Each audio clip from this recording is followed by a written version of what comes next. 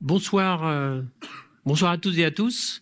Donc, on va sans tarder débuter cette soirée. Donc, on va essayer de tenir un rythme. Il y a énormément de choses et on va tout à l'heure parler de notre hôte, Valère Coréard. On va présenter plus spécifiquement. Mais je passe la parole à Pascal Desamets qui, pour un petit mot de bienvenue.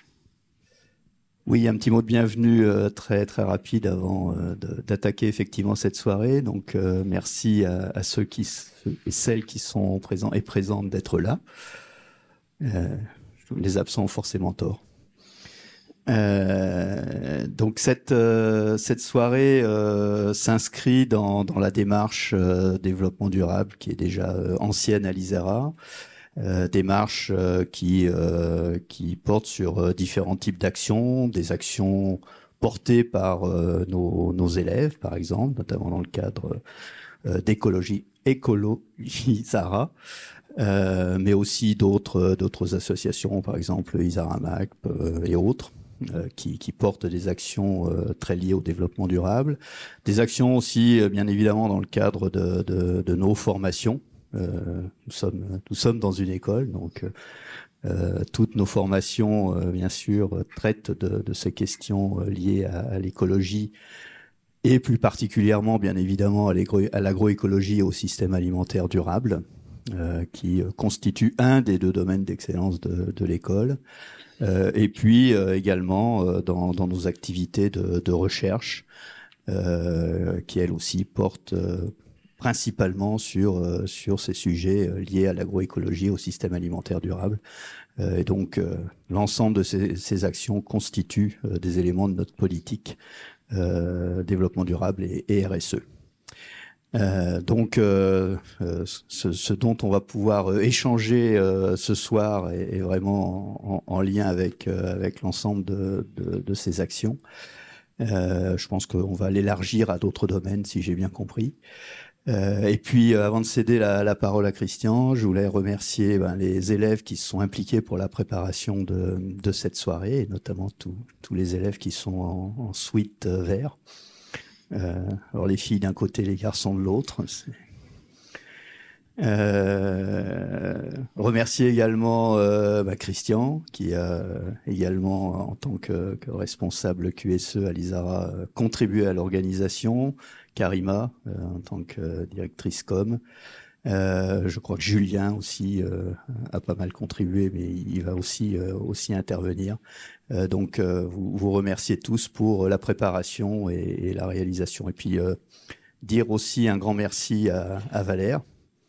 Valère Coréard, qui, au-delà d'avoir écrit ce petit livre, il vient de me dire qu'il l'avait jamais lu, donc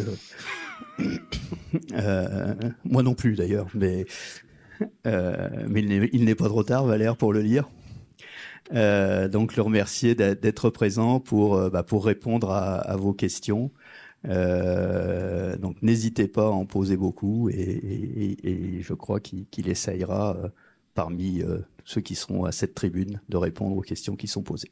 En tout cas, merci à vous d'être présents et très bonne soirée à tous. Et Christian, je te donne la parole. Merci Pascal. Voilà, donc sans tarder, je vais faire quand même un petit tour de présentation de toutes les personnes qui sont impliquées pour organiser, que Pascal vient de remercier. Et je vais commencer par le premier d'entre eux, à savoir Valère, sous la forme d'une mini-biographie là, dont j'ai extrait les éléments de synthèse. Alors, Valère, c'est un autodidacte qui a fait son chemin et un jour est devenu journaliste, producteur, auteur, tout ça à la fois. Alors sa spécialité, je vous le donne en mille, évidemment, c'est le développement durable. Mais pour faire du développement durable, faut d'abord le regarder pour soi. Alors il a eu ce cheminement, à savoir trouver des solutions pour lui-même. Et puis quand il s'est senti suffisamment à l'aise, il a choisi d'aller en parler à tout un chacun. Donc avec nous ce soir. Voilà. Et ce qu'il aime bien en particulier dans le développement durable, c'est de parler ou d'identifier tous ces petits gestes qui sont tous des solutions, parce que la somme des petits gestes, ce sont des des grands effets à la sortie. Donc ça, c'est une chose importante qu'il adore. Il parle aussi, je vais vous dire où tout à l'heure, de ceux qui portent des solutions, hein, qui vont les identifier, qui vont les porter, qui vont les mettre en œuvre. Et ça, c'est important. La résilience qu'il prône pour répondre aux risques est également important. Vous savez qu'on est dans une course d'endurance, hein, et il faut être résilient. C'est quelque chose qu'il pousse particulièrement. Et évidemment, les enjeux de la transition écologique, hein, pour coiffer l'ensemble, une chose importante. Alors, est-ce que vous pouvez croiser Valère sur le terrain, comme ce soir, avec nous, hein, avec tous les gens passionnés, motivés et engagés surtout. Vous le trouverez aussi dans les médias, donc médias radio, puisque il a été actif pendant un certain nombre d'années sur France Inter, aujourd'hui sur France Bleu et également France Info, hein, sur les informés en particulier, si c'est toujours le cas. Et puis aussi, il était à l'origine de son propre média, donc sur Internet, un site qui s'appelle ID l'Info Durable, hein, où vous verrez un certain nombre de choses, des relais justement d'informations sur toutes ces initiatives, ces porteurs de projets, etc. Et puis enfin, en librairie, on en parlera tout à l'heure. Voilà, je ne vais pas y revenir dessus. Très facile à lire, très intéressant et encore une fois, une source d'idées. Bienvenue Valère. Et je vais lui passer tout à l'heure la parole. Il va nous faire une vraie introduction de son cru. Je vais juste remercier. Merci quand même. Merci pour la bienvenue. Hein. Pour le reste, je sais pas. Avec plaisir. Et puis, évidemment, on préparait cette soirée, donc tout le club Écologisara, donc les garçons comme les filles. Hein, bienvenue, mesdames. Et en particulier, les deux coprésidentes qui vont se présenter dans une seconde. Et puis également dans l'équipe, Julien. Alors, Julien Bongiraud... Alors Valère, je viens d'en parler, Adèle et Agathe vont se présenter, et puis Julien, qui est notre responsable administrateur réseau, hein, qui porte haut et fort le volet numérique, et le volet numérique, on en parlera tout à l'heure, n'est pas pour rien, également dans les impacts et dans les petits soucis auxquels il nous faut répondre. Voilà, donc Écologisara. Alors, un certain nombre d'entre vous le connaissent. Donc, ce sont tous les petits hommes et femmes vertes ce soir. Voilà. Et je vais laisser le soin en 3 minutes, Agathe et Adèle, de présenter Écologisara et ce qu'on y fait. Bonjour à tous. Du coup, avec Adèle et les membres de l'association, on représente l'écologie au sein de l'école. Du coup, nous, notre but, c'est de sensibiliser et de faire passer un message, que ce soit de manière interne ou externe à l'école. Donc voilà, ça passe par l'organisation de divers événements que Adèle va présenter. Voilà, donc cette année, on a fait quelques événements. On a fait par exemple une Kinwalk inter-école. On a visionné des films écologiques ou des documentaires à l'intérieur de l'école. Et sinon, la semaine prochaine, on organise des ateliers écologiques pour les maternelles à côté de cette école. Et sinon, on a participé à d'autres ateliers écologiques zéro déchet, ainsi que on a organisé le jeu en ligne Ma Petite Planète au sein de l'école. Voilà, donc on est très content de vous accueillir ce soir et on espère que ça va vous plaire. Merci. Merci, on peut les applaudir. Voilà. Donc, cette soirée, on l'a vu interactive, hein, on va rentrer tout à l'heure, je vous expliquerai comment on va fonctionner, mais c'est sur la base de l'échange. Hein, on va avoir des élèves qui vont amener ce qu'on a baptisé, enfin, ce qui sont des idées reçues qu'on entend tous ici ou là, hein, entre le café du commerce ou le journal télévisé ou la rue, tout simplement. On va venir tout à l'heure, mais sans tarder, je vais demander à Valère de nous donner le ton de la soirée qu'il aime partager avec son auditoire. Bien, merci beaucoup. Bonsoir à vous. Alors, je voudrais, si vous le permettez, peut-être préciser 2 ou 3 points. D'abord, moi je viens ici sans aucune prétention. J'ai pas le sentiment de savoir bien davantage que d'autres. C'est simplement que mon métier, c'est de produire du contenu.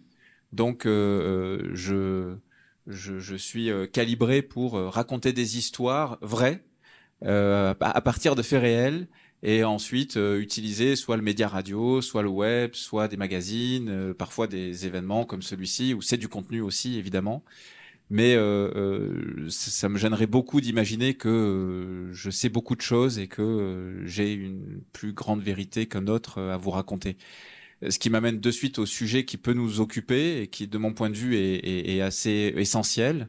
C'est que aujourd'hui, on est face à... bon, allez, je vais faire une cote mal taillée, peut-être 6 milliards de producteurs de contenu dans le monde. Tout le monde peut produire du contenu. Peut-être que vous êtes en train d'en produire à l'instant où je vous parle. Sans doute que ça vous arrive tout au long de la journée et ça peut être sous la forme d'une story, ça peut être sous la forme d'un message sur WhatsApp, ça peut être sous la forme d'un échange interpersonnel entre deux couloirs. Mais le contenu façonne aujourd'hui nos quotidiens. C'est-à-dire que c'est plus du ressort seulement des journalistes, des auteurs, des écrivains, des intellectuels, et c'est tant mieux que nous soyons toutes et tous libérés du joug des sachants et de ceux qui ne savent pas et qui doivent écouter les sachants. Seul problème là-dedans, c'est que certains contenus, beaucoup, s'immiscent dans les échanges et sont faux. Et donc moi, ce qui me plaît, c'est de dire aux gens ce qui est. Et après, que les gens décident d'agir dans une direction ou une autre, c'est enthousiasmant, mais j'allais dire que ma mission, moi, elle s'arrête avant, en fait. Alors, je suis pas un militant, je suis pas quelqu'un de particulièrement engagé. Ne me demandez pas où est fabriqué mon blazer ou mes chaussures. Enfin, mes chaussures, je crois que c'est au Vietnam. Vous voyez, voilà. Alors certes, j'ai une conscience de ces sujets-là. Je dirais que si tout le monde se comportait comme moi, on serait toujours pas sorti d'affaires. Donc, vous voyez, je suis pas particulièrement exemplaire. Mais par contre, je sais. Voilà. Et donc, mon travail aujourd'hui, c'est d'essayer de travailler sur ce sujet du savoir qui me paraît être un des sels de l'humanité, voilà, une de nos singularités dans le vivant, c'est que on a un cortex, notamment frontal, qui est assez développé, et puis un cortex tout court qui est assez puissant, donc un gros cerveau, et qu'il est, c'est ce que j'ai appris il y a pas très longtemps, il est illimité en fait ce cerveau. Donc il faut quand même savoir ça. On pourrait apprendre 25 langues parfaitement. On m'a parlé d'une règle des 10 000 heures qui est assez passionnante. On peut à peu près tout faire en 10 000 heures. 10 000 heures, c'est beaucoup. Mais donc devenir un champion de quelque chose, apprendre plusieurs langues, ou devenir ingénieur dans je sais pas quoi, ou informaticien. 10 000 heures, c'est ce dont a besoin le cerveau pour aller n'importe où. Donc c'est extraordinaire, mais parfois il bug et il fait des bêtises ou il entend des bêtises. Et voilà, moi j'aime bien redire les choses. Donc c'est vrai que j'ai travaillé sur ces idées reçues. Je trouvais ça sympa. Je l'ai sorti en fait pour la présidentielle au départ, qui a été frappée de plein fouet par la guerre en Ukraine. Donc les choses se sont pas exactement passées comme on le voulait avec mon éditeur, qui est Marabout. En fait, c'est la maison Hachette. Mais ça me paraissait intéressant de partir de contre-vérité. En fait, moi, ça a commencé, j'étais dans une maison d'hôtes et je mangeais avec les gens qui nous accueillaient et puis ils nous parlaient d'Hidalgo et de la voiture à Paris. Bon, je m'en fichais un peu, hein, je fais pas de politique. Mais ils nous disaient que la voiture, en fait, ça polluait pas. Le problème, c'était pas ça, c'était les entreprises. Et alors que je bosse sur ces sujets tout le temps, j'étais pris au dépourvu. Je dis mais qu'est-ce qu'il raconte? Enfin, c'est la voiture évidemment que ça pollue, mais je savais pas quoi dire, je savais pas de combien, et finalement ça a fini un peu en impasse quoi. Et ils étaient contents, ils étaient sûrs de leur truc, tout ça c'était des histoires, la voiture était pas le problème. Et je suis remonté me coucher, j'étais très frustré et je me suis dit mais en fait j'aurais bien aimé savoir quoi leur répondre. Et donc dans ce livre j'ai fait une boîte à outils pour savoir quoi répondre. Quand on est dans une maison d'hôtes et qu'on nous dit n'importe quoi, quand on est à un dîner et qu'on nous envoie comme ça une contre-vérité, quand on voit passer un truc sur les réseaux sociaux ou qu'on discute à un café, et puis qu'on nous assène un truc complètement fou, bah voilà, j'en ai pris 25 que je trouvais les pires et je les ai décortiqués. Voilà, c'est ça mon travail. Donc je suis ravi d'échanger avec vous. Vous pouvez me poser des questions, mais j'aurai pas forcément les réponses. Voilà. Merci. Merci beaucoup. Donc, merci aussi pour cette posture du journaliste qui est à la recherche d'une sorte de vérité qui parfois est accessible, parfois ne l'est pas. en tout cas, et nous invite aussi à avoir cette posture pour aller la chercher. Alors c'est vrai que sur certains sujets, on va voir un tout à l'heure pour démarrer, il se trouve qu'on forme des sachants dans certains domaines, là, que sont l'alimentation, l'agriculture. Donc ça veut dire que si j'entends ce que dit Valère, on a un rôle les uns ou les autres. On finira par ça d'ailleurs, de dire on se doit d'être ambassadeur, ambassadrice d'un certain nombre de sujets pour aller vers cette quête de vérité qui est importante. Et quand on sait, il faut le partager. Et puis il faut accepter aussi d'aller débobiner d'autres sujets qui sont un peu plus difficiles. Alors comment on va procéder? On va rapidement commencer par alors, il y a 5 sujets, mais on les fera tous ou pas. Le premier, je vous le donne en mille, on va démarrer par l'alimentation. Voilà. Et on va poser une ou deux idées reçues. Valère nous répondra et on élargira éventuellement le sujet par quelques questions prises dans la salle et ainsi de suite, comme ça, pendant l'heure qui vient. Voilà, pour que ça reste un échange. Alors, on commence par Julie, je crois, sur l'alimentation, qui va nous poser son idée reçue. Ouais. Est-ce que c'est la vôtre? Ça en fait partie. D'accord. On vous écoute.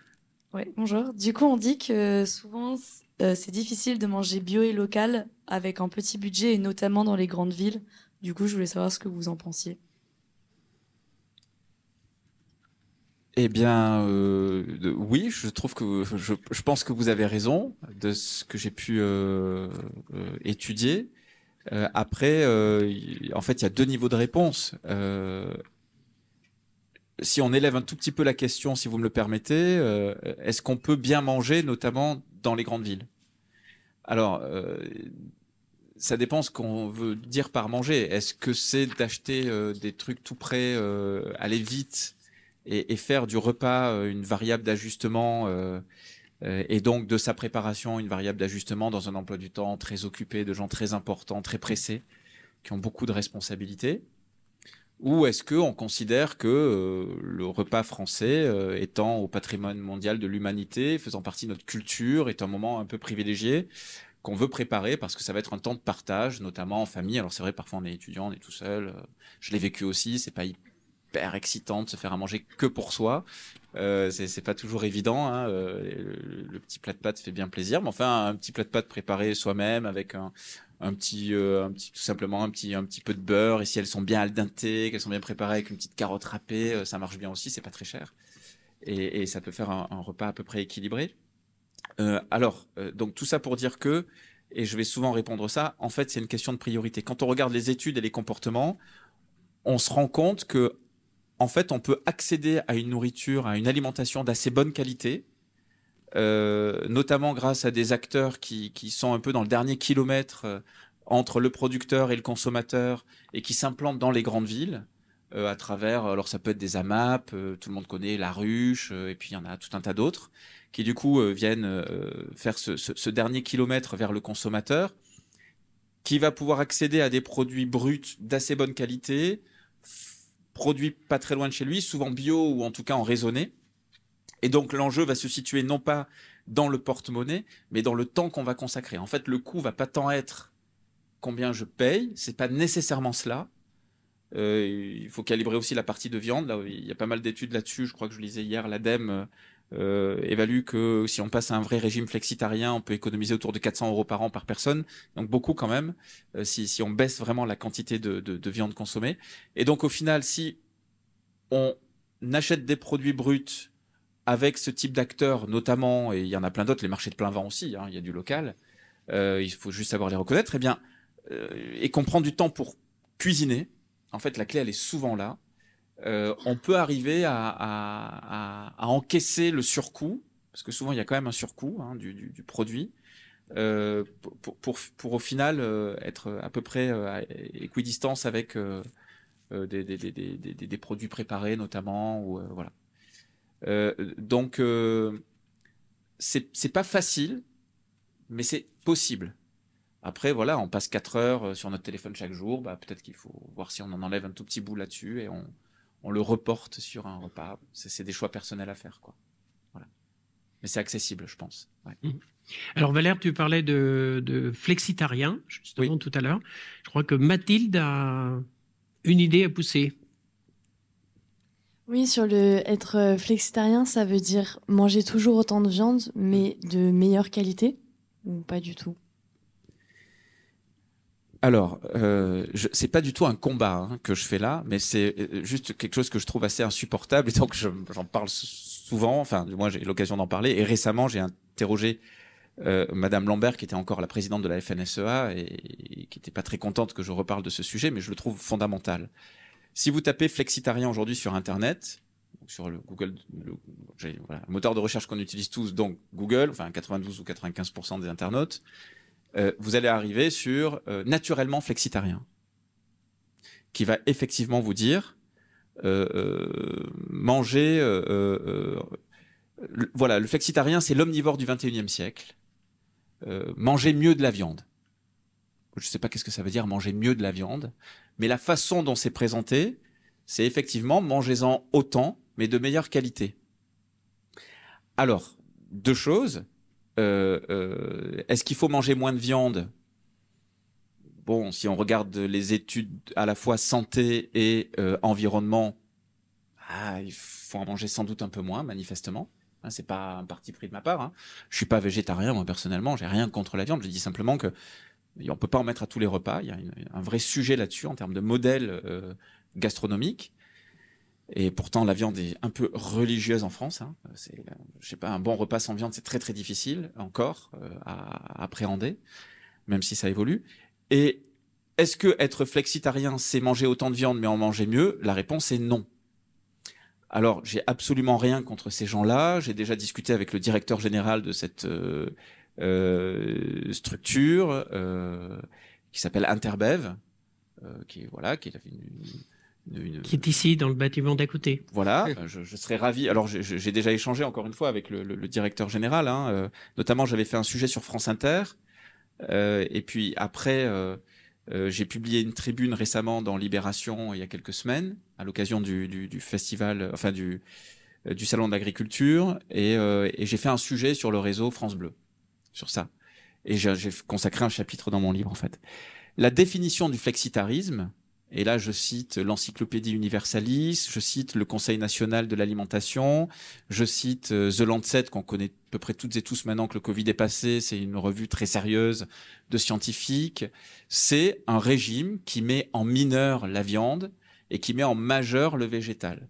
C'est-à-dire, c'est manger beaucoup moins de viande, mais continuer à en manger. C'est une espèce d'alternative au végétarisme qui est plus sec, où on ne mange plus de viande.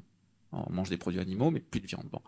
Ça, c'est la définition du flexitarisme. Donc, je mange moins de viande, j'en mange occasionnellement. Alors, face à ça, il y a des intérêts économiques, mais qui sont légitimes, en fait. Moi, dans l'absolu, je respecte ça. Hein.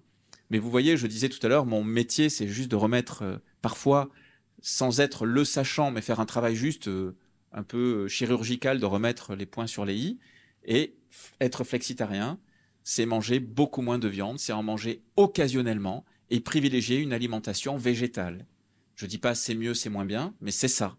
Et effectivement, face à cela, il y a une volonté de pas laisser aux végétariens le monopole de ce concept de flexitarien. Ça, c'est ce que m'a expliqué donc le directeur général d'Interbev, quitte à détourner la définition, à la transformer à coup de communication. Et c'est encore une fois, je critique pas, je suis pas un anticapitaliste, j'ai pas de problème avec ça. Mais effectivement, quand on a un stand, le flexitarien au salon de l'agriculture, qui prône quand même la consommation de viande, moi ça me dérange un petit peu. Et quand on va sur le web et qu'on tape flexitarien et qu'on voit ce site qui en fait est développé par l'interprofession de la viande, voilà, maintenant nous savons. Après, on peut continuer à en manger autant ou plus, ça m'est égal, et à considérer qu'être flexitarien, c'est manger mieux de la viande. Ok, mais la définition, c'est pas ça. Voilà. Alors justement, derrière la consommation de viande, on sait qu'il y a des éléments qui sont liés à la santé, la santé individuelle.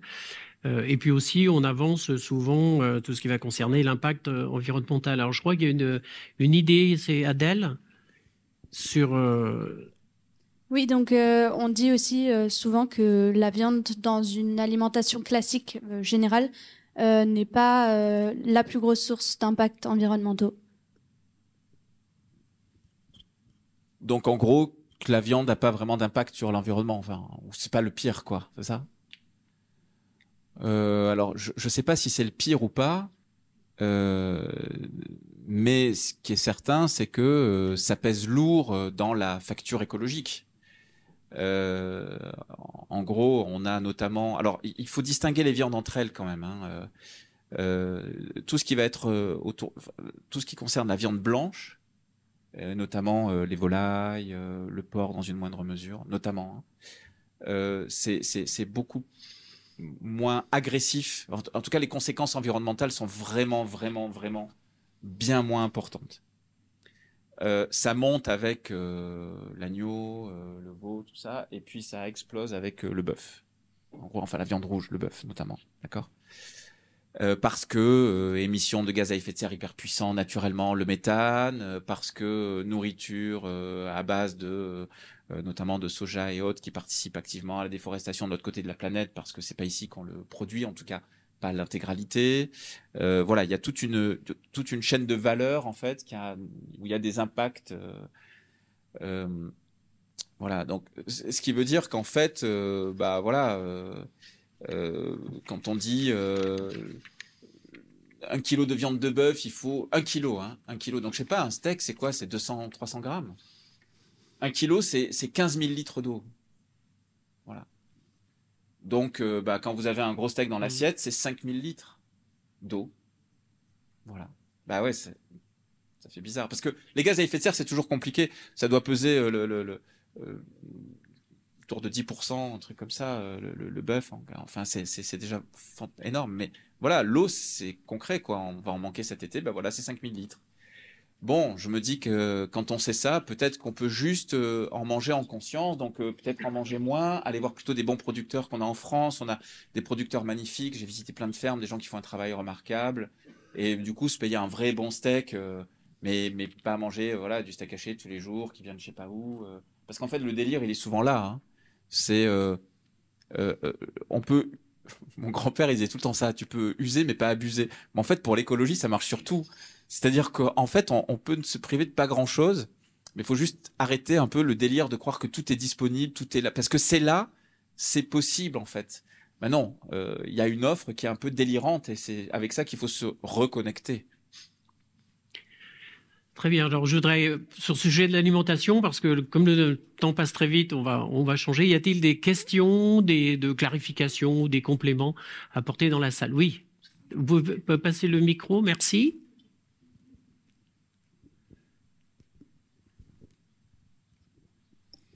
Du coup, est-ce que, en ayant conscience de toutes ces idées reçues par rapport à l'alimentation, la consommation de viande et tout, est-ce que, comme vous avez dit, bah, par exemple, bouffe chaussures, elles viennent du Vietnam, et puis voilà, vous n'êtes pas radical, est-ce que vous prenez quand même... bien retenu, ça. Bah, oui, non, mais c'était un exemple concret.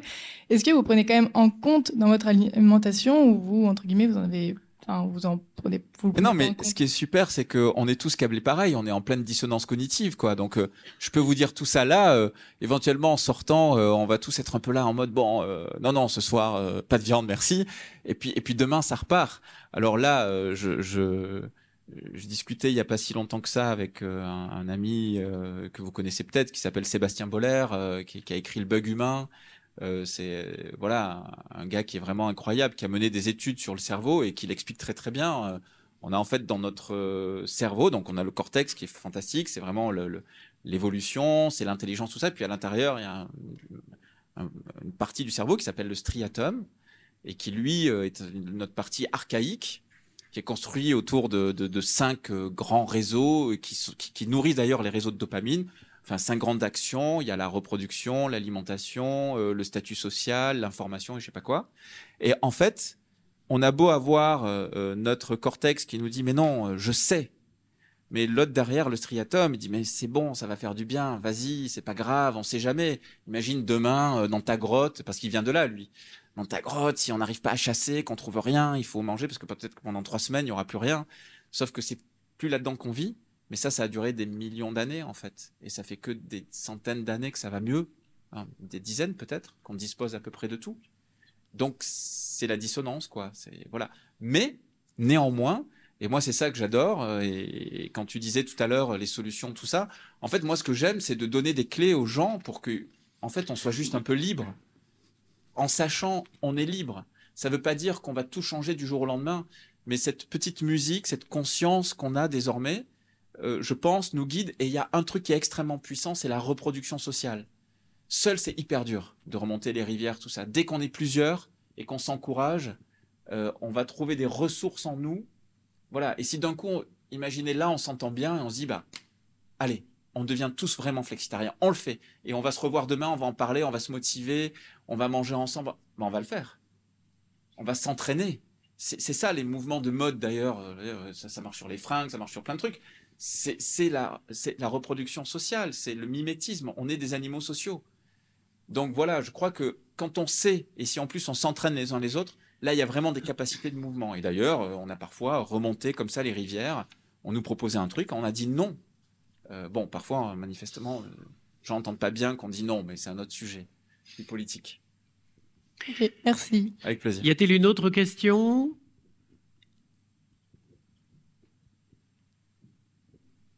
C'est bon?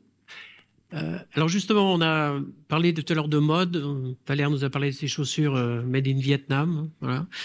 Alors les élèves ont choisi de basculer. On va quitter l'alimentation, qui est un petit peu notre zone de tous les jours ici à l'ISARA, et on va parler de mode justement. Hein. Et je passe la parole à Agathe qui tout de suite va nous pousser une idée. Du coup, il y a une grosse idée reçue qui est que le Made in France ne veut rien dire, que les produits sont juste assemblés.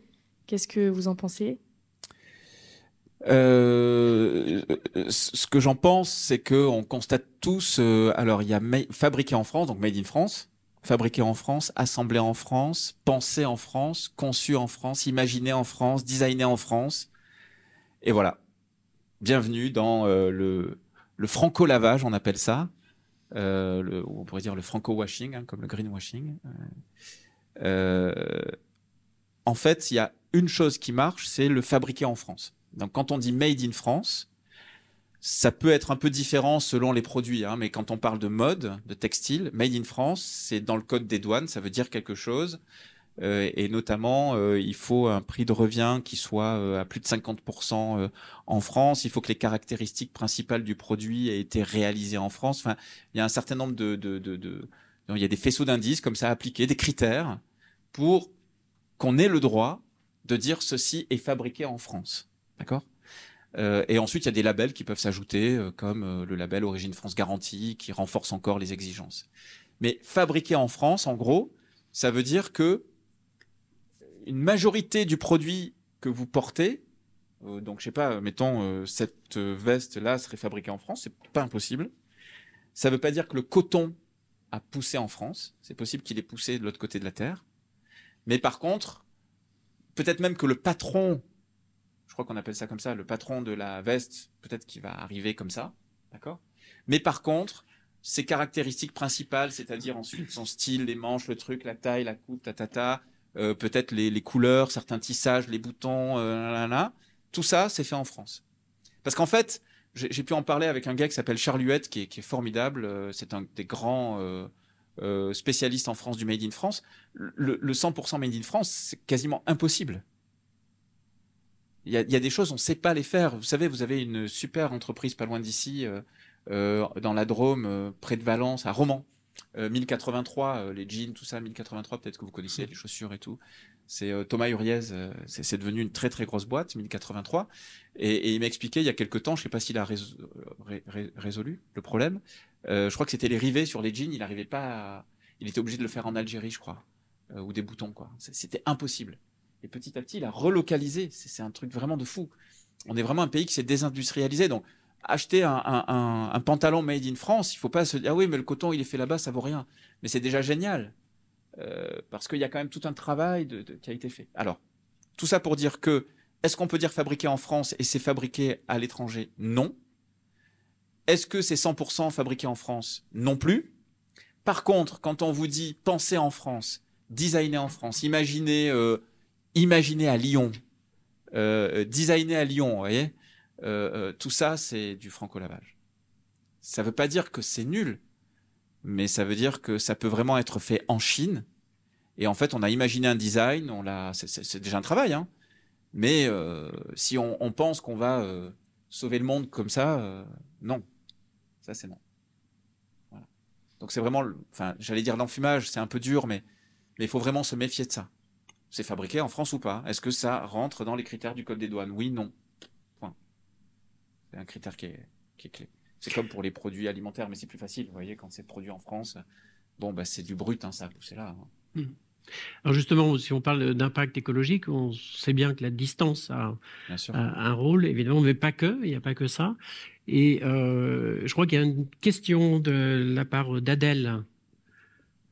Adèle, alors on a la chance ce soir d'avoir dans ce petit groupe 3 Adèles. La 1, la 2, la 3. Voilà, donc je ne sais pas laquelle c'est. Oui. La 3. En tout cas, elle a une question, Eva, une idée reçue. Mais du coup, si certaines parties des vêtements made in France sont faits dans d'autres pays, est-ce que c'est forcément plus écolo et plus éthique d'acheter du made in France? Parce que c'est certainement l'idée qui est poussée par Bien sûr. Toute la pub. Bah, clairement. Alors oui, c'est incontestable. En fait, qu'est-ce qui va compter? C'est le corpus de normes sociales, environnementales, sanitaires qui vont s'appliquer aux conditions de fabrication du produit. Et ça peut être un scoop, hein, mais en fait, en Europe et particulièrement en France, le niveau d'exigence de ces normes est bien supérieur à celle applicable en Chine, par exemple.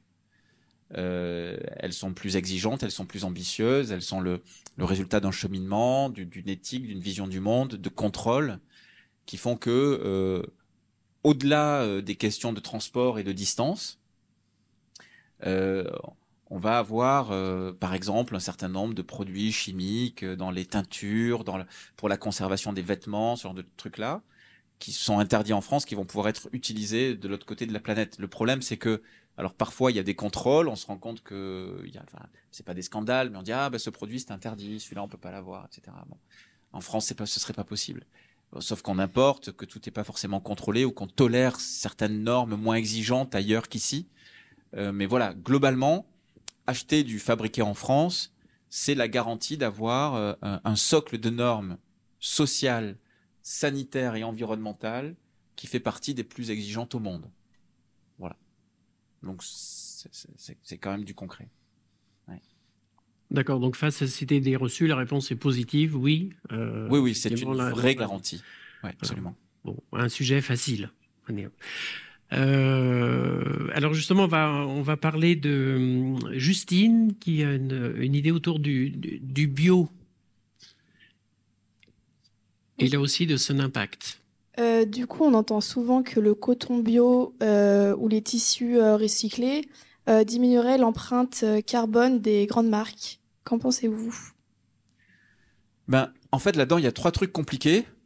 C'est-à-dire les tissus recyclés, j'allais dire une industrie dans l'industrie. Je suis pas un spécialiste, mais de toute façon, dès qu'on dit recycler, quand on est dans mon métier, il y a un peu la lumière vigilance qui s'allume parce qu'on dit en fait recycler c'est pas du tout la solution. Enfin, je veux dire, faut être clair, hein, la sobriété c'est pas de recycler, c'est de réutiliser, c'est de réemployer, c'est de revaloriser. Mais le recyclage, c'est vraiment ce qu'il y a avant le déchet ultime et c'est souvent source de bilan carbone, de mobilité. Enfin, il y a beaucoup de déplacements, il y a beaucoup d'eau, il y a beaucoup d'énergie pour recycler. C'est pas forcément vertueux, mais c'est vrai que quand on dit recycler, on se dit c'est cool, ça a évité on a évité le truc d'aller à la poubelle. Mais bon, voilà. Deuxième niveau de question, j'ai un peu zappé. Ouais, alors le coton bio. Oui, coton bio et impact carbone. Donc impact carbone, c'est toujours un bonheur quand on parle de ça parce qu'il faut être ingénieur 4 fois pour comprendre de quoi on parle. Hein. C'est hyper compliqué et j'ai pas du tout la prétention de dire moi je suis un pro de ça. Ce qu'il faut juste comprendre, c'est qu'on parle de nos émissions de gaz à effet de serre là-dedans et qu'on ne parle pas de la pollution, par exemple. Il faut bien intégrer ça. On parle donc de l'impact d'une activité humaine sur le climat, mais pas sur la faune, la flore, la biodive, la nature et tout ça, tout ça. Première chose. Et ensuite, c'est souvent très complexe à mesurer. Donc, par exemple, un produit bio, est-ce qu'il va avoir un meilleur impact carbone? C'est pas dit, hein. Parce qu'en fait, Le produit bio, son intérêt, c'est qu'on va pas utiliser d'intrants, de pesticides. Enfin voilà, vous connaissez ces sujets-là. Donc c'est le label du sang. Le bio, c'est le label du sang, c'est un S. Mais enfin, si ça vient de très loin, on peut avoir un bilan carbone catastrophique, quoi. Vous voyez. Donc, en fait, en réalité, il faut croiser, et c'est là que ça devient compliqué. Et quand on rajoute ces complexités à la dissonance cognitive dont on parlait tout à l'heure, on se retrouve à dire bon, il est cool ce t-shirt, je le prends, il est beau.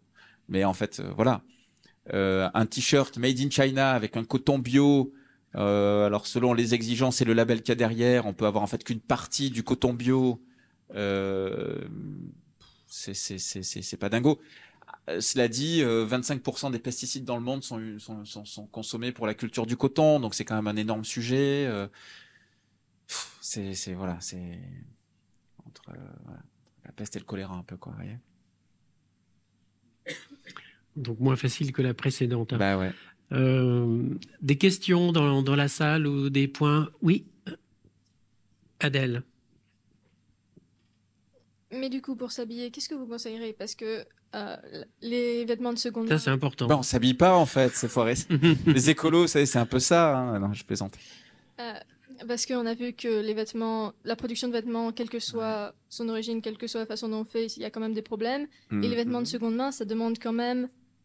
J'ai l'impression que ça nourrit un peu la société de consommation parce que on utilise les vêtements que d'autres ont achetés et très rapidement jetés. Donc c'est pas idéal non plus. Ouais, c'est vrai. Alors, il y a plusieurs sujets. Sur la seconde main, c'est quand même un gisement qui est dingo. Des centaines de milliers de tonnes de vêtements achetés chaque année, notamment en France. Est-ce que si on enlevait le circuit de la seconde main, on achèterait moins de vêtements? Je suis pas sûr. Je pense qu'en fait, il y a des gens qui achètent des vêtements neufs de base. On dit que 70% de la garde-robe reste au placard. Et je crois pas que le développement de Vinted ou autre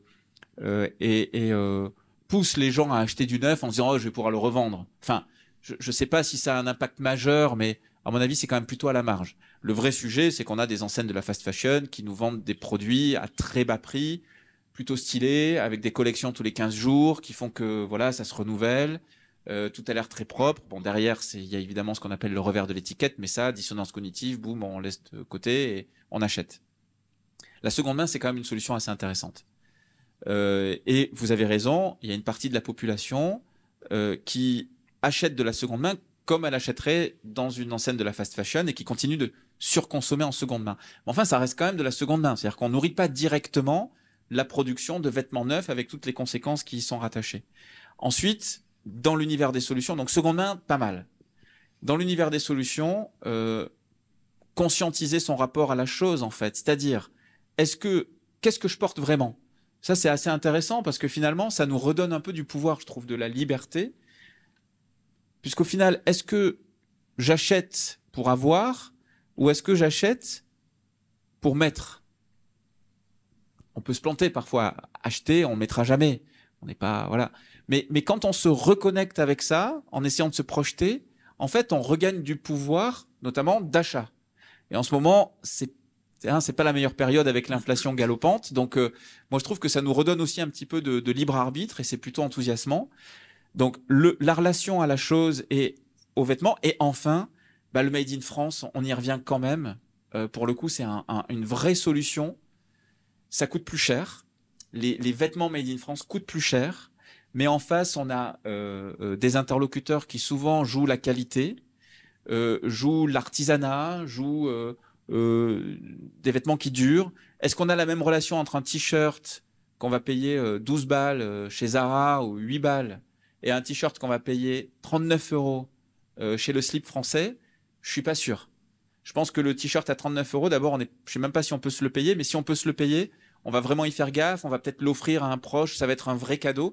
Et finalement, on n'a peut-être pas besoin d'avoir 24 t-shirts dans la garde-robe, mais 6-7 vraiment cool, et qui sont un peu différents, et qui racontent une autre histoire. C'est aussi ça, la relation à la chose. Et à un moment donné, on est quoi? Est-ce qu'on est des homo economicus, ou est-ce qu'on est des homo sapiens avec un cerveau, et qu'on a cette liberté de choix? Bon, on n'a pas... Voilà, on se perd un peu parfois, mais moi je trouve que c'est intéressant de repenser au pouvoir de la carte bancaire, en fait.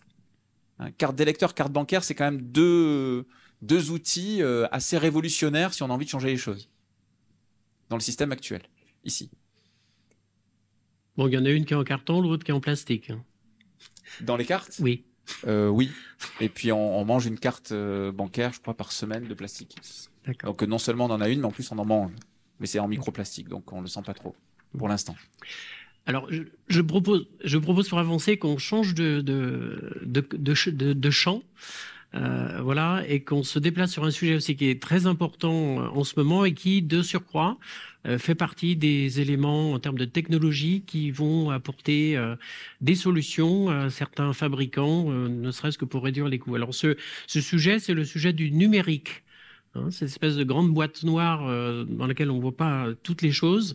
Et je vais passer la parole à Tom, qui a une toute petite idée reçue, mais d'importance. Simplement, on a juste que quelques minutes pour y répondre.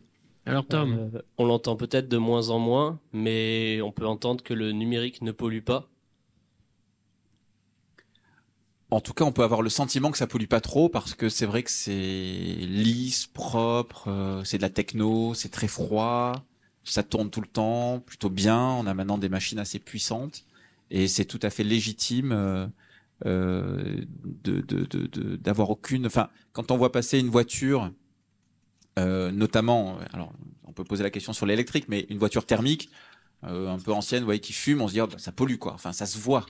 C'est clair, c'est vrai que pour le numérique, on est aux antipodes de ça parce que c'est très propre. Alors ça, c'est évidemment une idée reçue. C'est peut-être pas une. Enfin, disons qu'on sous-estime très fortement l'impact environnemental, sanitaire du numérique. De toute façon, environnement et santé, c'est ensemble en fait. Faut arrêter de dire. C'est pas sauver la planète en fait. C'est sauver nos miches là en ce moment dont il s'agit. Parce qu'en fait, si on continue comme ça, c'est nous qui, les problèmes de fertilité, c'est nous qui les rencontrons, les problèmes de cancer, c'est nous qui les rencontrons, les problèmes de santé, enfin, la sécheresse, tout ça, c'est l'humain quand même aussi, hein, c'est le vivant et c'est nous. C'est pas juste de sauver les arbres et les coraux, quoi. On en est plus là. Le numérique, c'est 10% de la consommation énergétique, d'électricité dans le monde. 10%. Voilà. Et aujourd'hui, majoritairement encore dans le monde, on n'est pas sur une énergie propre. Les centrales à charbon tournent à plein régime. Je parle même pas de nucléaire. Est-ce que c'est propre ou pas propre, hein? Parce qu'il y a ce débat. C'est propre tant que ça pète pas et que voilà. Mais c'est vrai que sinon, d'un point de vue du carbone, c'est relativement propre. Après, c'est notre sujet, hein, mais donc on est sur une activité où c'est très invisible, mais quand on cumule comme ça les data centers, les besoins en énergie, en fait, on est sur une activité qui a un impact carbone majeur puisque l'électricité produite dans le monde n'est pas très propre. Voilà, ça influe directement là-dessus. Il y a un autre sujet dont on parle assez peu et c'est là tout l'enjeu d'ailleurs de revaloriser. On dit recycler, mais ce qui compte, c'est vraiment revaloriser, faire la durée de vie en fait de nos produits, notamment des smartphones, des ordis, tout ça. C'est que dedans il y a des métaux rares en fait. Et qu'aujourd'hui on assiste même à des guerres locales autour de ces métaux rares dans des pays qui sont déjà en difficulté, notamment des pays d'Afrique, où on a des pans de la population qui sont aux prises de mafia et autres, pour qu'on ait ce dont on a besoin là-dedans, de mémoire le cobalt et je sais pas quoi. C'est là-dedans en fait. Donc en avoir un, on n'est pas coupable. Je veux dire, c'est une technologie qui est extraordinaire. La vraie question, c'est combien de temps on le fait durer. Quand arrive l'obsolescence programmée? Quand est-ce qu'il faut qu'on est obligé de passer à autre chose? Voilà, c'est ça. Le coût de l'abonnement avec le smartphone inclus, c'est un mauvais plan pouvoir d'achat quand on regarde jusqu'au bout. Et deux, là, ça fait vraiment tourner à fond la machine au neuf et ça a des impacts qui sont majeurs. Ouais. Donc c'est une pollution cachée. Alors merci Valère, parce que Julien, à côté, a justement un point sur le sujet de l'utilisation, des modes d'utilisation et surtout de la vie que l'on donne au matériel. Autre idée reçue. Oui, idée reçue un peu sur le second plan là-dessus. Alors on a parlé, mais c'est je peux consommer et changer de matériel, de toute façon, il sera recyclé. Donc Là-dessus, effectivement, il en a déjà donné quelques éléments, mais sur les métaux rares, le fait de construire du matériel, purement au sens matériel, donc smartphone, ordinateur ou tout autre matériel, c'est l'impact écologique, c'est près de 70 à 80% à la fabrication. Donc déjà, quand il sort de la boîte, tout neuf, il a déjà une forte empreinte. Donc effectivement, plus on le fait durer dans le temps, mieux c'est écologiquement. Et effectivement, je ne sais pas si Valère avait des éléments notamment sur l'obsolescence et sur ces questions-là. Sur la question de se dire est-ce que je suis tranquille parce que ce sera recyclé, je sais pas qui a déjà ramené là où il fallait son ordi qui était mort ou son smartphone ou un vieux téléphone, quoi. C'est à la marge en fait. On sait pas très bien où il faut les mettre, surtout dans les grandes villes, c'est pas évident. Moi, j'habite à Paris. Franchement, si lui il tombe et qu'il est mort, où est-ce que je vais le mettre? Il est fort probable qu'il finisse dans un coin au cas où. Imaginons qu'un jour, vous savez, c'est comme les gens comme Walt Disney, vous voyez, on se dit ce qui s'est fait cryogéniser, je crois, c'est ça. Dire, bon, on sait jamais, si un jour il trouve le miracle, il reviendra à la vie, ce sera merveilleux, il trouve la solution. Ou si j'ai besoin d'une touche, bon, c'est tout à fait improbable, puisqu'en général, j'imagine que le calibrage des touches, régulièrement, hop, on le change comme ça, voilà. Et donc, je crois, de mémoire, qu'on a un truc comme 4 ou 5 téléphones portables par foyer dans les tiroirs. Voilà. C'est énorme. Et vraiment, pensez-y, alors chez vous, chez les parents ou qu'importe, mais voilà, le vieux truc, on sait jamais si le mien il tombe en rade, machin, en fait, c'est plus les mêmes cartes SIM, ça marche plus. Et donc, là, il y a effectivement un truc hyper intéressant. Ce qui compte, c'est, avant de recycler, c'est de collecter, en fait. Il faut que les organismes qui savent faire ça, parce qu'effectivement, on commence à avoir des niveaux de recyclage intéressants, de reconditionnement, mais il faut juste s'en occuper, quoi. Parce qu'ils vont pas venir dans vos tiroirs les chercher. Voilà. Donc, l'idée reçue, ce serait de se dire que c'est pas grave, il va être recyclé éventuellement, mais il faut revendre à Back Market ou je sais pas qui son téléphone ou son ordi, quoi, ou le ramener dans la déchetterie, le mettre au bon endroit pour que ça puisse suivre son cours. On est très très loin de ça. Voilà. En fait, on rejoint le truc du en conscience de tout à l'heure, quoi. C'est pas du tout mystique, hein. C'est juste une relation saine à l'objet. Une société de la surconsommation, moi je suis pas trop dans les trucs complotistes, tout ça, ou anticapitalistes et tout, quoi, mais c'est vrai qu'aujourd'hui, au plus on consomme, au plus le modèle économique des acteurs, ils sont contents puisqu'on est toujours en train de chercher cette croissance. Je dis pas que c'est bien ou mal, mais en tout cas, c'est comme ça. Donc, il faut qu'on consomme beaucoup. Et donc, on est tenté. On nous fait travailler le striatum, là, vous savez. Vas-y, ça va être extraordinaire. Tu peux pas ne pas avoir le dernier iPhone 14 Max Pro parce qu'il va aller encore plus vite, encore plus loin, encore plus fort. Puis quand on l'a, les circuits de dopamine, ça marche quelques jours, quelques semaines au mieux. Puis très vite, ça marche moins. On s'est habitué. Et donc, il en redemande. Et dès qu'il va y avoir une nouveauté, on est repoussé au cas où. Imaginons que ce soit le grand soir, quoi. Et donc, je trouve que quand on se reconnecte un peu à ça, sans vivre à la bougie et être caricaturé, on peut juste se dire qu'on a entre les mains une technologie qui est fiable, qui est puissante, qui marche bien, qu'on peut d'ailleurs parfois optimiser ou upgrader, et que ça peut durer. Et c'est une clé. Ouais, je rajouterais là-dessus, il y a tout un pan sur le volet numérique. Il y a deux grands mondes dans le numérique, c'est la partie matérielle et la grande partie logicielle.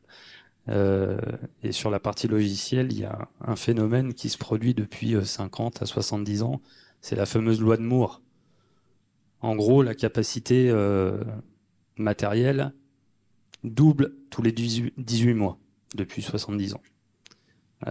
Donc côté développeur, les gens qui développent du logiciel pour le faire tourner sur du matériel ne se posent pas vraiment des questions d'optimisation parce que de toute façon, quand on a un projet de développer une application, le temps de la développer, de la tester, de la mettre sur le marché, on se dit c'est pas grave, dans 18 mois il y aura une puissance qui sera doublée.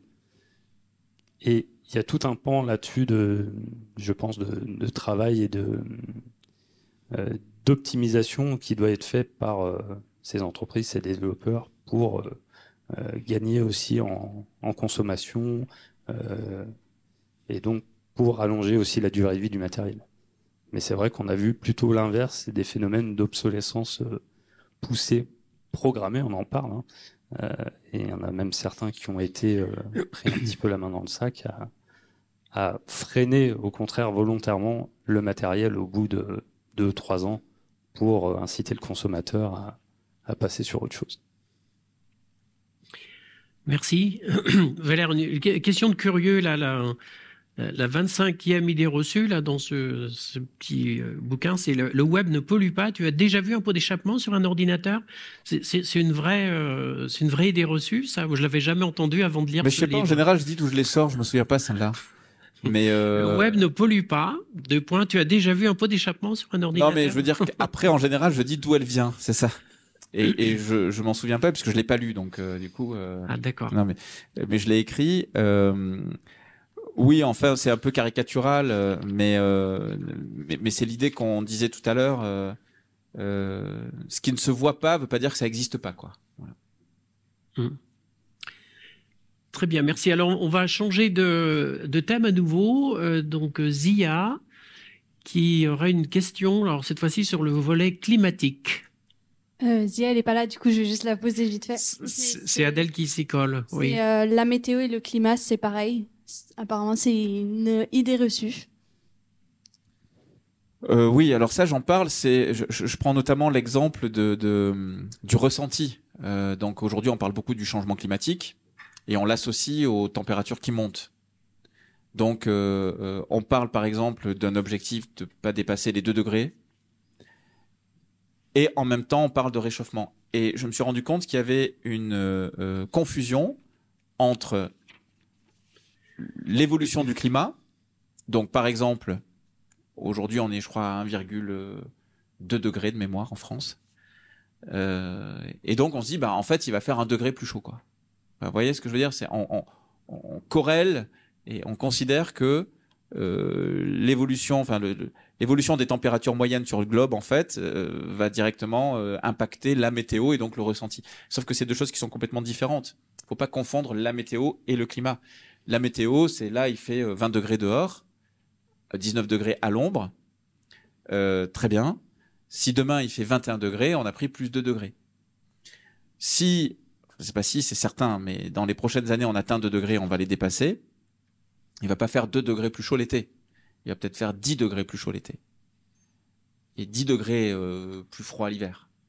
Il va y avoir des centaines de millions de réfugiés climatiques, des sécheresses majeures, des ouragans dans les Cévennes, des catastrophes en fait. C'est-à-dire c'est pas juste 2 degrés égale plus 2 degrés au printemps. Ça n'a rien à voir. Aujourd'hui, les scénarios... récemment, le ministre de l'écologie, Monsieur Béchu, a parlé d'un plan de préparation de la France à un plus 4 degrés. Plus 4 degrés, on est pas loin des pires scénarios qu'on imaginait il y a seulement quelques années. Donc là, ça va être le moment un peu désagréable, mais la dissonance cognitive va après nous remettre, ça va aller, hein. Ça dure quelques minutes ou quelques heures, puis après on reprend le chemin. Mais néanmoins, c'est important de savoir que, en fait, là, et d'ailleurs, on peut rien y faire. Nous, à titre individuel, ça suffirait pas. Voyez, ça veut pas dire qu'il faut pas faire parce que c'est enthousiasmant et je trouve que ça peut être un projet de civilisation stimulant. Alors qu'on manque tellement d'une vision, puisque vous voyez que même politiquement, on nous parle maintenant de travailler quasiment à la semaine, alors qu'on a besoin de vision, on a besoin de se projeter. Hein, ça, c'est le cerveau humain, il a vraiment besoin de ça. Donc aujourd'hui, on est sur un scénario plutôt à plus 3, 4, 4,5 degrés. Et donc, en fait, il pourra plus produire de vin dans la vallée du Rhône, ce sera terminé, c'est impossible. Dans les 30 ans. Hein. Dans le Bordelais, c'est la même chose. On sera sur un climat subsaharien déjà ici. Là, actuellement, on est dans cette situation dans le Gard, notamment. Hein, c'est-à-dire c'est même les oliviers, le thym, tout ça, ça tient plus. Moi, je suis avignonnais. Vous voyez, il a dû pleuvoir 5 fois quoi depuis cet hiver quoi. Il pleut pas. Enfin, j'habite pas là-bas, mais on me raconte, vous voyez. Et c'est vraiment que le début. C'est-à-dire, tous les gens qui du coup vivent dans le sud vont pas pouvoir rester. À chaque degré, c'est 10% de production agricole en moins. Enfin, c'est vraiment assez apocalyptique et flippant. La question, c'est de pas confondre ces degrés avec la météo, quoi. Voilà, pour répondre à ça. Même 4 degrés de plus l'été, on s'en fout un peu. Hein. Enfin, il fait 33 ou 37, c'est un peu chaud 37, mais ça passe, quoi. Le problème, c'est que plus 4 degrés, c'est entre 33 et 50, quoi. En fait. Pas tous les jours de l'été, hein, mais voilà. Il est possible que l'été dernier était le plus froid du reste de notre vie, quoi. Alors qu'il a été caniculaire et très très dur. Et dans des villes comme Lyon, ça va être dur parce que voilà, c'est un peu comme Paris quand même. Hein, et en plus, elle est plus basse, quoi. Elle est plus proche de la Provence. On est aux portes de la Provence là, donc il fait chaud, il y a beaucoup de bitume, il y a des effets d'ondes de chaleur. Enfin voilà, donc c'est vachement important de se mobiliser là-dessus. Ça, c'est un vrai sujet, quoi. Et il y a des solutions, hein, d'ailleurs, de résilience. Tu en parlais tout à l'heure. C'est-à-dire que le climat change, mais il y a quand même des solutions pour amortir le choc, végétalisation et tout un tas de trucs, quoi. C'est pas pareil, la météo et le climat. Voilà. Alors, pour information, ce sont des éléments auxquels nous sommes invités collectivement, en particulier les élèves, à travers des exercices type la fresque du climat, qu'on a fait avec toute la promo de première année, il y a 2-3 semaines maintenant, avant les vacances, et qu'on va étendre petit à petit, voilà, et qui permettent d'appréhender. Ça marche très bien, ouais, c'est super. Ça marche très bien, surtout qu'on peut gérer un petit peu le degré de profondeur, hein, et face à des gens, des têtes bien faites, on va dire, on peut aller un petit peu plus loin que la moyenne. On se rappellera que les 1,5 degré dont on parle souvent, dit 1,5 degré à l'horizon 2100, malheureusement, on nous les annonce peut-être en 2035 et non plus en 2100, ouais. Très rapide. Pourquoi 1,5 degré? C'est parce que c'était la marge dans laquelle les experts du GIEC se disaient à partir de jusque-là, on sait à peu près ce qui va se passer, on sait décrire ce qui va se passer. Au-delà de 1,5 degré, il y a comme une perte de contrôle aujourd'hui, c'est-à-dire qu'on ne sait pas prédire ce qui va se passer entre tous les phénomènes qui sont bien décrit d'ailleurs et que la fresque du climat nous invite à toucher du doigt, entre la montée des eaux ici ou là, les submersions au niveau des côtes, les zones côtières, au niveau des océans, etc. etc. Donc on n'est pas là pour dresser un tableau, mais en tout cas ce 1,5 degré vient de là, c'est-à-dire on sait ce qui va se passer, on saura le maîtriser, après c'est un petit peu plus difficile. Hein, donc je ne sais pas si... comment tu l'as appelé tout à l'heure, va nous aider la dissonance cognitive, va y faire quelque chose. Je pense pas. Des questions sur le climat ou ce qui s'y rapporterait?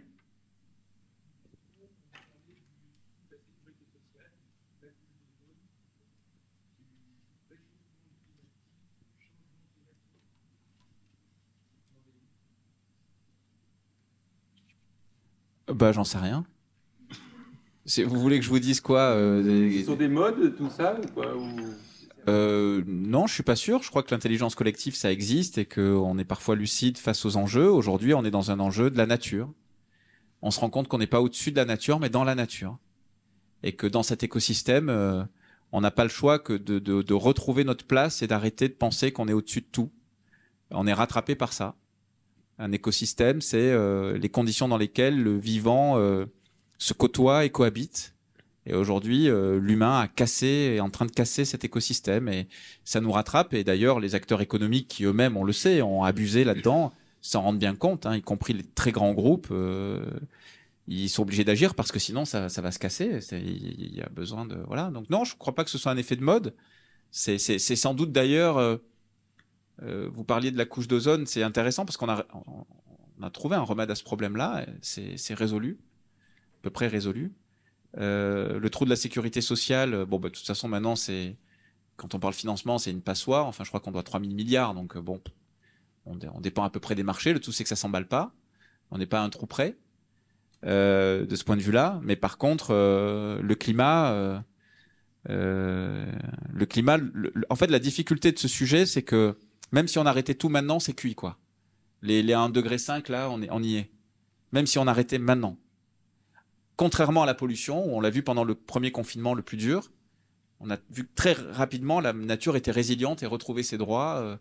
Ça va très très vite. La pollution, ça ne veut pas dire qu'on peut continuer, mais on a une réaction qui est plus puissante, alors que les gaz à effet de serre, c'est enfermé dans l'atmosphère Et il faut, je crois qu'il faut une centaine d'années pour que ça commence à s'évacuer, quoi, si on arrêtait tout, vous voyez. Donc, non, on est dans un sujet majeur, je pense.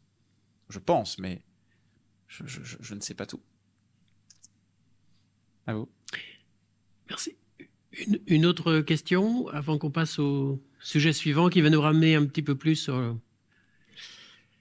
Donc le sujet suivant justement à propos des déchets, alors déchets au sens large, hein, et Mayuli a une idée à pousser auprès de Valère.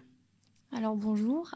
L'idée reçue que j'ai sur le tri, c'est que le tri ça sert à rien parce qu'au final les poubelles elles sont mélangées.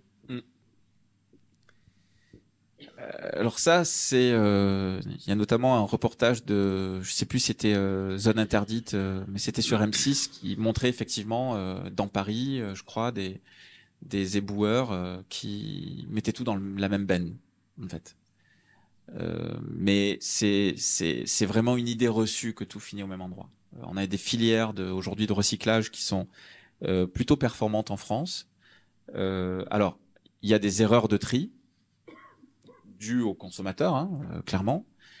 Il y a des problèmes de collecte, on revient à ça. Tout à l'heure, on parlait des déchets informatiques, hein, c'est la même chose. 88% du verre est collecté en France, c'est quand même fou. Il y a quand même encore 12% qui n'est pas collecté. Et donc, quand on est dans les emballages recyclables, etc., là, ça baisse, et selon les villes, ça baisse vraiment beaucoup, moins de la moitié dans certaines villes. Donc, en fait, le sujet est plutôt sur la collecte, mais une fois que ça rentre dans la filière, c'est plutôt efficace. Est-ce que le tri est la solution? Par contre, non. On est quand même dans un problème, là encore une fois, beaucoup d'énergie, beaucoup d'eau, voilà. C'est pas parce que je mets dans la poubelle de tri que je peux la remplir, mais il n'empêche qu'on les remplit vachement, les poubelles de tri, quand on trie, quoi. On se rend compte que c'est assez dingo. Mais c'est comme ça. Pour l'instant, on est dans un modèle où c'est difficile d'être zéro déchet, comme disent certains. C'est possible, mais ça demande beaucoup d'efforts, quoi. Merci.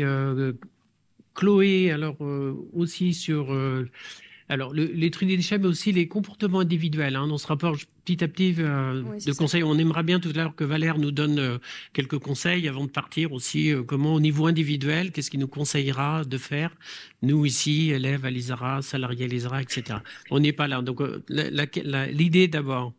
Oui, c'est qu'on entend parfois les personnes dire qu'en fait, à notre échelle, les petits gestes ne servent à rien et que c'est juste en fait le problème du capitalisme et des grandes entreprises qui font rien pour que ça change, quoi. Vous savez, c'est vrai qu'on l'entend beaucoup et je pense que c'est vraiment l'argument le plus cynique qu'on peut entendre. D'abord parce que c'est insupportable pour celles et ceux qui essayent de faire des trucs, même si c'est pas suffisant. Effectivement, c'est peut-être pas suffisant, mais si on regarde un peu dans le rétroviseur, est-ce que la place de la bio, le sujet local, circuit court, serait aussi présent, même si on a pu voir ici ou là quelques tassements liés notamment à l'inflation, sans ces petits gestes? Est-ce que vous pensez vraiment que Carrefour, Super U, Inter et tout ça se mettraient sur ces créneaux si en face il n'y avait pas des consommateurs qui étaient en demande, s'il n'y avait pas une demande? Est-ce que la politique de l'offre? Non. C'est la demande, quand même, à un moment donné, de sens, d'éthique, de preuves, de critères, d'exigences, qui fait bouger l'offre. Est-ce que ça suffit? Non, il y a besoin des pouvoirs publics, il y a besoin de contraintes, il y a besoin de régulation, et voilà. Mais ça sert pas à rien, quoi. Je sais pas, c'est comme si on disait, ben voilà, l'envahisseur est là, c'est la guerre, mais on va pas résister, quoi. Ça sert à rien. Et pourtant, on sait très bien que les mouvements de résistance ont été des faits majeurs dans le renversement de situations terribles, quoi. C'est comme si les soignants, pendant le Covid, disaient bah ça sert à rien, il y a un flot de patients, on s'en sort pas. Bah si, ça sert en fait. C'est comme nos petits gestes avec nos masques en fait. Tiens, regardez ça, c'est intéressant, j'avais publié un truc là-dessus. Moi, je trouve qu'il y a un parallélisme à faire vraiment entre les petits gestes et la pandémie du coronavirus. On n'en parle plus tellement, mais vous vous en souvenez, c'était il y a 3 ans, quand ça nous est tombé sur la tête, on s'est tous dit « Waouh, qu'est-ce qui se passe ? Est-ce qu'on va tous mourir ? Est-ce que c'est dangereux ?» Enfin, on était tous très inquiets, on voyait des images terribles dans les médias. Et ben, qu'est-ce qu'on a fait ? On a fait des petits gestes. On nous a demandé de faire des petits gestes. De nous confiner, c'était un petit geste. De nous mettre des masques, de nous laver les mains, de nous tenir à distance, de se tester. C'était des petits gestes. Est-ce que vous pensez une seconde que si on n'avait pas fait ça, on aurait eu le même bilan que celui qu'on a eu ? Non. Ça ne veut pas dire que la pandémie, il n'y aurait pas eu une mutation de ce coronavirus et que ce serait fini comme un virus, je n'ai pas envie de dire bénin, mais enfin gérable. D'accord, gérable. Mais peut-être qu'on aurait eu, je sais pas, des centaines de milliers de morts en plus, des millions peut-être, j'en sais rien. Vous voyez ? Mais moi, je trouve que c'est un bon exemple. Ça montre que quand on s'y met tous, ça peut vraiment changer les choses, quoi. Voilà. Donc ça sert quand même à un truc, les petits gestes. Alors justement, le conseil qu'on peut donner à tout le monde ici, présent, bon, quelle posture, attitude, vous réflexe peut-être légèrement cerné, vous dites que j'ai affaire à des gens qui ont la tête bien faite, mais j'en doute pas un instant. Je considère que tout le monde a la tête à peu près bien faite de toute façon. Vous m'avez à peu près cerné, vous imaginez bien que je vais vous donner a priori pas beaucoup de conseils. J'ai pas cette prétention, je pense que c'est pas mon rôle.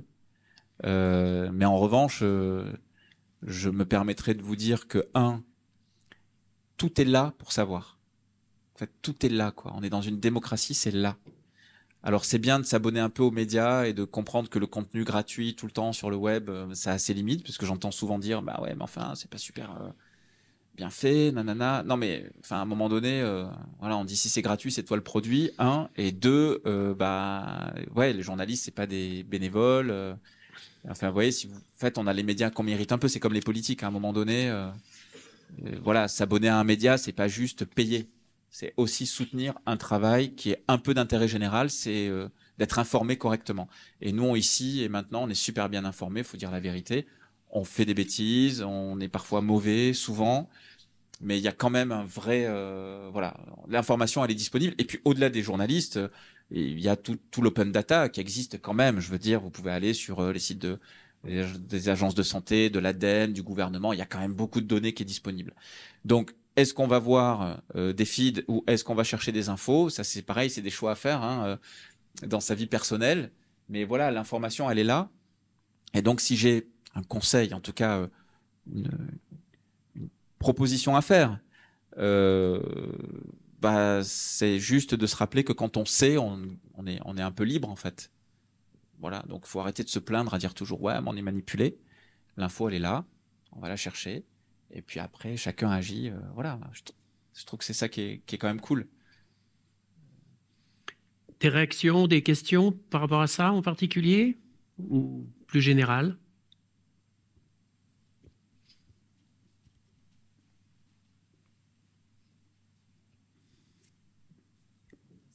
Du coup, ça s'éloigne un peu de l'écologie, mais du coup, enfin, pour moi, est-ce que du coup, il y a un manque d'éducation aux médias, globalement? Parce que c'est quelque chose qui, je trouve, manque beaucoup. Je trouve que c'est un sujet. Alors, je suis un peu jugé parti, mais je pense que faut pas tout caricaturer et il faut parfois ressaisir la chance qu'on a, quoi. On est dans une société pluraliste où il y a une vraie liberté d'information, ça existe. Elle est plurielle, elle est très large, il y a toutes les orientations d'opinion, etc. On a une loi qui protège quand même cette information. Donc l'éducation aux médias, oui, je pense que quand on a, c'est quoi, c'est un quart des Français qui sont climato-sceptiques, il me semble 18% qui croient que la Terre est plate, un truc comme ça. Enfin, non, mais c'est vraiment pas drôle en fait, c'est hyper fou. Et donc ça montre bien qu'à un moment donné, on confond médias et médium. On pense que sur les réseaux sociaux, on s'informe alors que parfois on se déforme plus qu'on s'informe. Voilà, c'est hyper important. Moi, j'interviens parfois dans les écoles. Putain, quand tu parles aux enfants, parfois tu fais mais c'est vraiment la cata quoi. parce que on n'a pas expliqué ce que c'était une source, on n'a pas expliqué ce que c'était juste la différence entre ça et ça. Et ouais, c'est un vrai enjeu. Après, chacun décide de son opinion, de son, tu vois, c'est voilà, tranquillement quoi. Mais ouais, c'est sûr que quand parfois il y a des trucs qui sont partagés des millions de fois et c'est faux quoi. Et avec les sujets d'intelligence artificielle, que ce soit sur l'écrit, sur la vidéo et autres, c'est hyper flippant. Donc c'est d'autant plus important, ouais, je pense. Ah, une ou deux questions. Bonjour. Bonjour. Ouais, du coup, on était ici pour casser un peu les idées reçues. Donc, je voulais juste me permettre de revenir sur différents chiffres par rapport à l'élevage. Oui. Vous pouvez vous présenter ? Oui, bah, du coup, je suis Madeleine Coxura, je suis enseignante-chercheur à l'ISARA en système d'élevage et durabilité des systèmes d'élevage. C'est pour ça, du coup, que je me permets de Je vous en prie, c'était juste pour poser une savoir. question. Ouais. Et je ne suis pas liée à Interbev du tout, non. Je tiens à préciser. Aucunement liée à Interbev.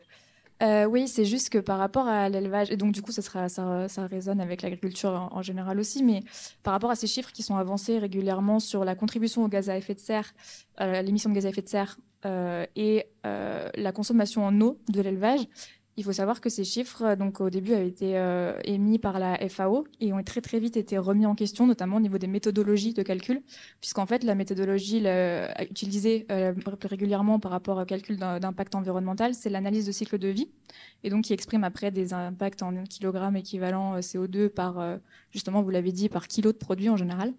Et en fait, ils se sont rendus compte très très rapidement qu'on comparait des chiffres qui n'étaient pas comparables et que en fait, ces méthodologies ne permettent pas pour la consommation en eau, c'est la méthodologie de l'empreinte, je ne sais pas comment ça se traduit, mais water footprint du coup, ils appellent ça en anglais.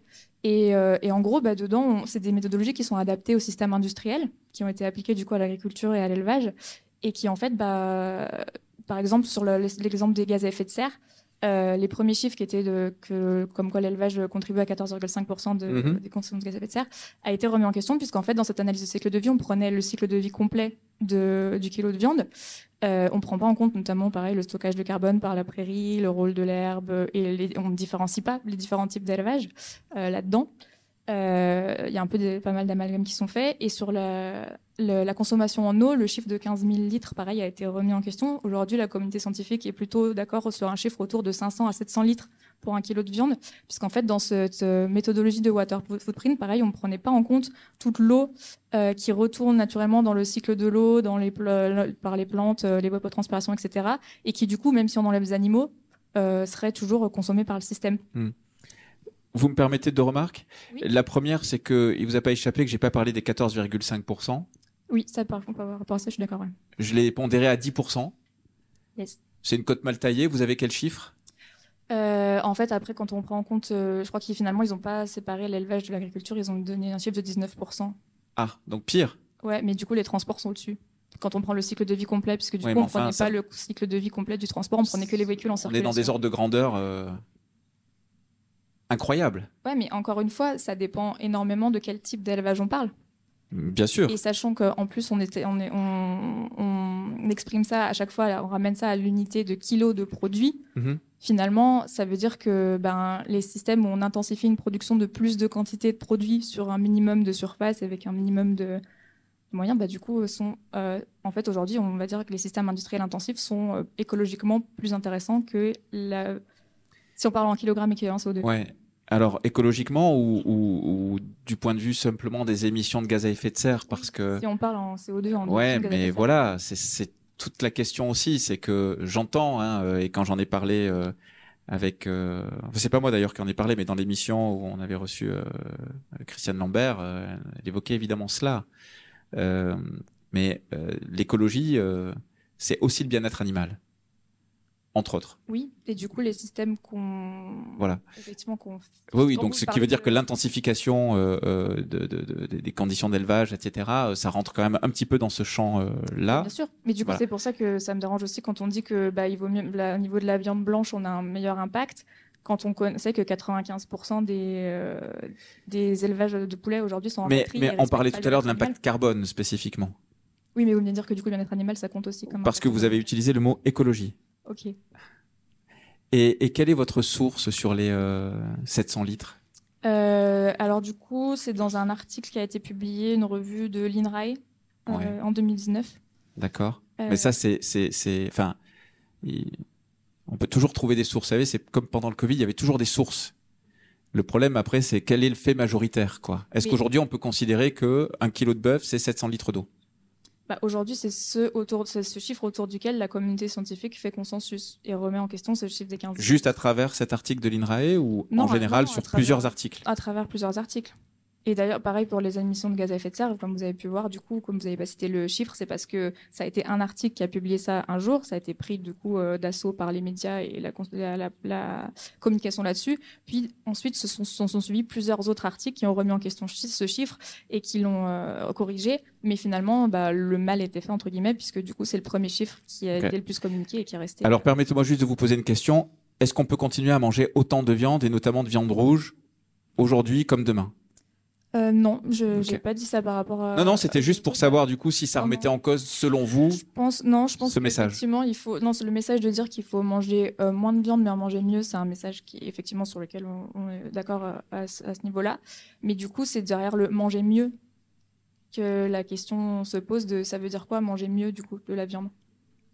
C'est ce qu'on disait, je pense, tout à l'heure, c'est effectivement de voir plus clair dans les circuits d'approvisionnement, de voir qui produit, dans quelles conditions, peut-être de privilégier effectivement une viande locale, parce qu'on sait que les conditions de production en France sont peut-être... Et surtout dans l'émission de gaz à effet de serre du coup des ruminants et ce genre de choses qu'on reproche à chaque fois, c'est les émissions de méthane.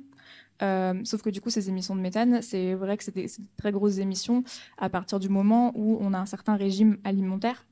Et comme je disais tout à l'heure, à partir du moment où on repart sur des régimes plus logiques, plus logiques, donc nourrir les herbivores à base d'herbes, et du coup, on retrouve ce cycle vertueux avec aussi les stockages des cycles, etc. Et ça, c'est des choses qui, en général, dans ces idées reçues sur l'élevage, ne sont pas vraiment, à chaque fois, ne sont pas beaucoup mises en lumière et moins décortiquées.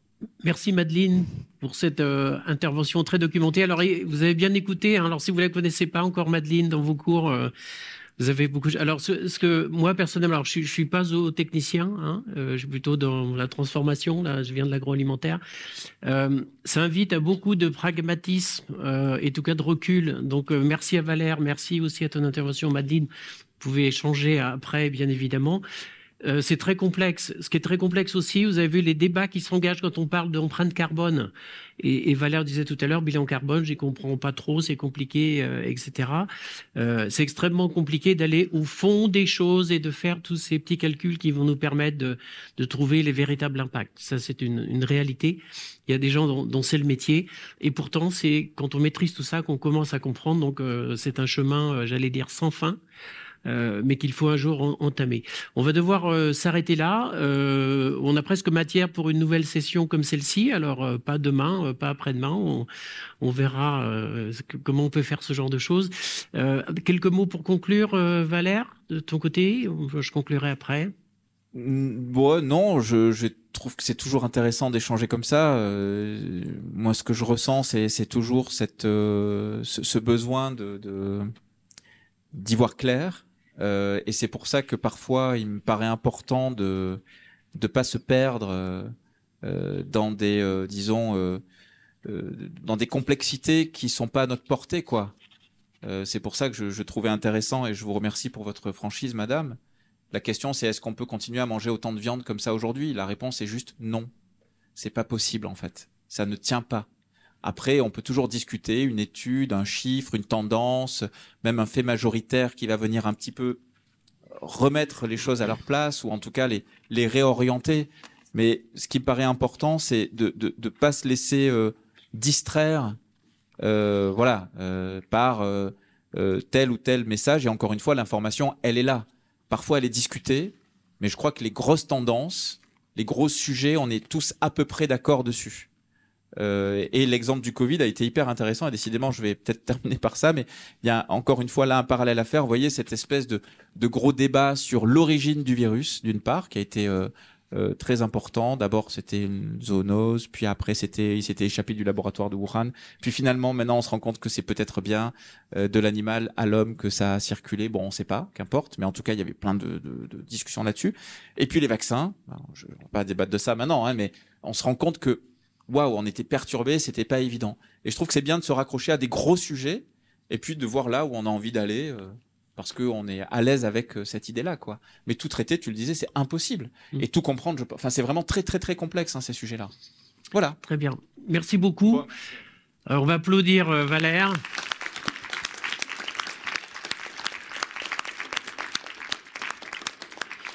Et moi de vous remercier tous, alors au nom de nous tous, hein, puisqu'on est tous l'ISARA, donc de votre écoute, votre patience et cette attitude vraiment qu'a partagé avec nous Valère, d'espèce d'humilité, parce que effectivement on est face à des sujets complexes. Alors c'est pour ça quand on parle de systémique, c'est pas pour rien. Et on est vraiment là dans le système, et donc on a besoin de cette humilité, on a besoin de cette ouverture pour aller chercher ce qu'on connaît pas encore. Et Dieu sait s'il y a beaucoup de choses que l'on connaît pas encore. Et puis de se faire l'ambassadeur ou l'ambassadrice. Alors non pas de solution toute faite, parce que voilà, si on me demandait qu'est-ce que j'ai récupéré ou appris comme solution ce soir, pas beaucoup. Pour ne pas dire rien du tout, mais peut-être ce que j'ai appris moi personnellement, c'est quelle attitude adopter face à justement ce qu'on entend, ces fameuses idées reçues. C'est un exemple, mais aussi des tas de choses que l'on entend étayées plus ou moins, etc. Alors il faudrait toujours avoir une Madeleine auprès de soi pour se faire avoir un éclairage sur tel ou tel sujet. Et encore, ça suffira pas. Désolé Madeleine, mais il faudra encore inventer autre chose. Voilà, je vous invite pour aller plus loin, pour ce qui concerne Valère, et vous voulez encore voyager avec lui. Donc ce télé que vous pouvez commander. Alors pour le commander, on peut passer par Karima ou Michel Krubli, hein, donc on en a déjà fait rentrer quelques-uns, mais il y en a, on peut en faire venir d'autres, bien évidemment.